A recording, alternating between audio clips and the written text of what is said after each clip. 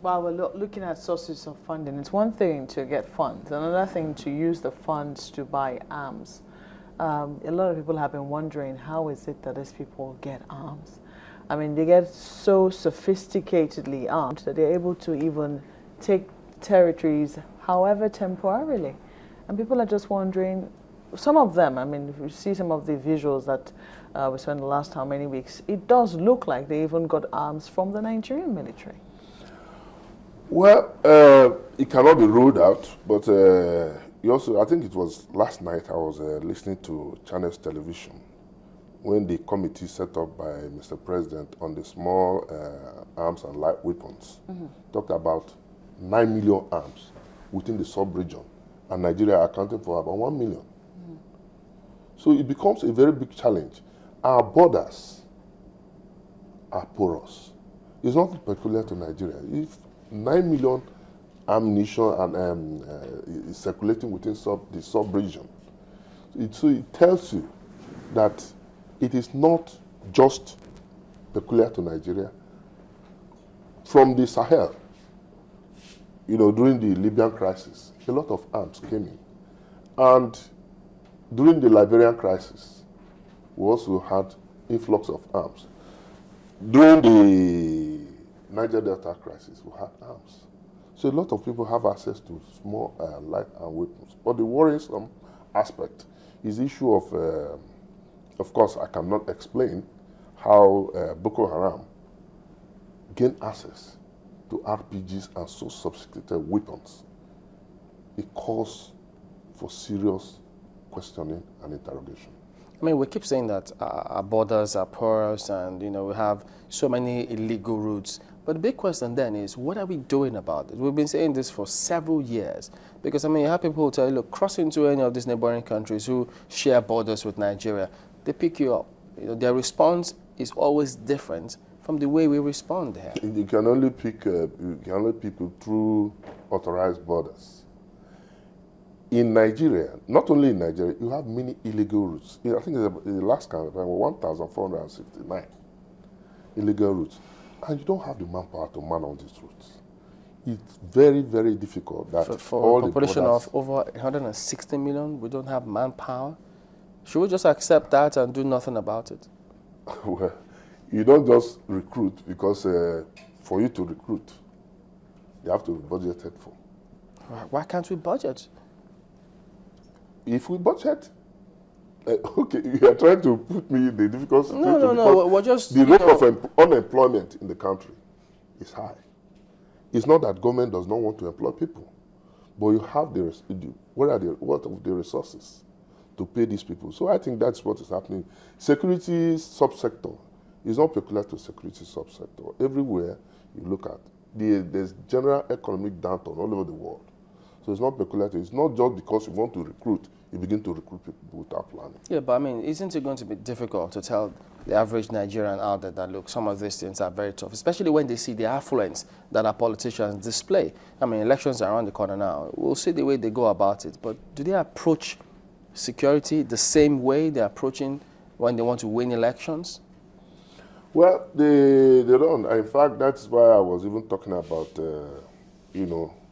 I'm happy we need to make some adjustments in terms of, the new IG. I should expect that you should be able to consolidate on the gains by his predecessor in office. We just like we said, the National Assembly, there are so many policemen in circulation.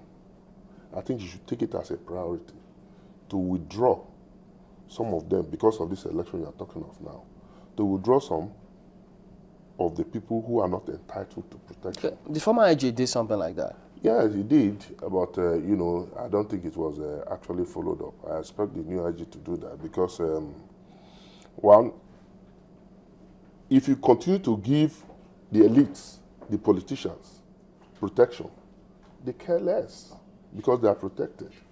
But if you, like the National Assembly members, so you see some of them with 5, 10 people, it's wrong. So they should withdraw some of these people so they take security seriously and fund it. Because the greatest challenge we're having is funding the security. It's never adequate.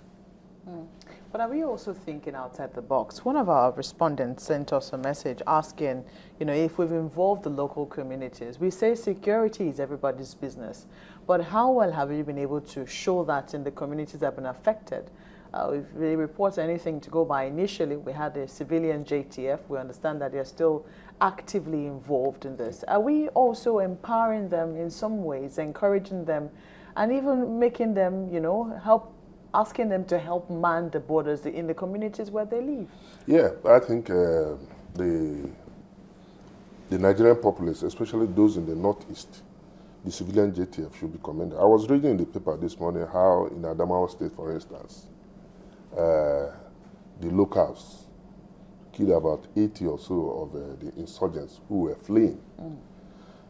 If Nigerians, ordinary Nigerians, decide to confront the Boko Haram insurgents, I think we will win the war. Because, one, they live within us.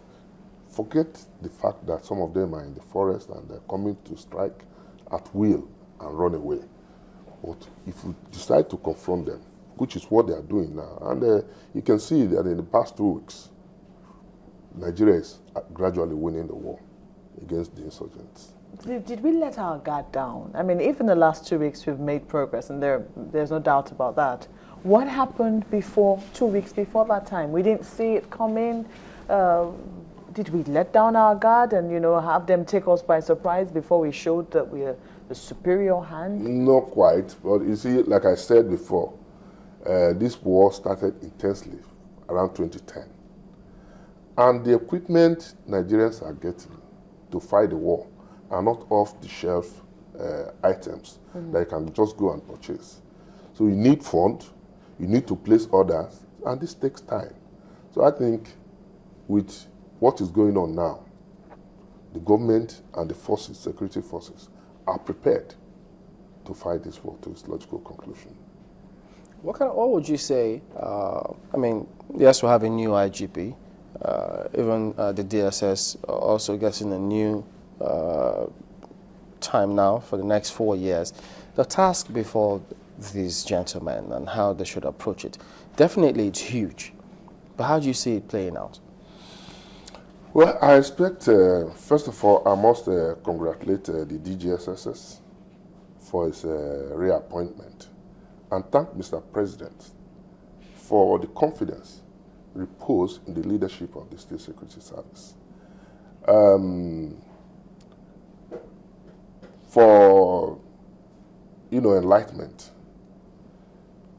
the DGSS's tenure is 4 years for the first term, renewable for another 4 years. And some people have been asking too how that the other services leadership are being changed and the GG is retained. I think it is the responsibility of the appointer, who is Mr. President, to assess all his service chiefs. So he's in a better position to know who is working effectively or not. And I must commend the DG because he has carried along his team. The greatest achievement they have is teamwork. And he has come up with a lot of transformation in terms of intelligence gathering, in terms of technological acquisition of equipment, improving the lot of the staff in terms of welfare. And I think this also goes to Mr. President. Is there a restriction on them recruiting more people? Of course they are recruiting. The SSS doesn't advertise. At times when I see online advert that the SSS, I just laugh because these are scams. So he has a lot of challenge now on him. Even though he has performed well, he is now under pressure. And in fact, when I see him at times, I pity him because he's aging. He scarcely travels like other people. He's on ground to monitor what is going on. And he has promoted this interagency cooperation among the various service chiefs. And I think that's why we are making But what are the challenges ahead? I mean, let us look more critically now at, some of the challenges you still see. If you're looking at the strengths, weaknesses, threats and opportunities, what are some of the threats that you're seeing that he confronts? Now, you see, these operations are mostly intelligence-driven. And I expect that he should intensify intelligence gathering. And it's not just sufficient. It's not just enough to gather intelligence without adequate action or proper action. You see, like I said before, the intelligence has been there. But because we lacked the capacity to take on this crisis, that's what has been failing.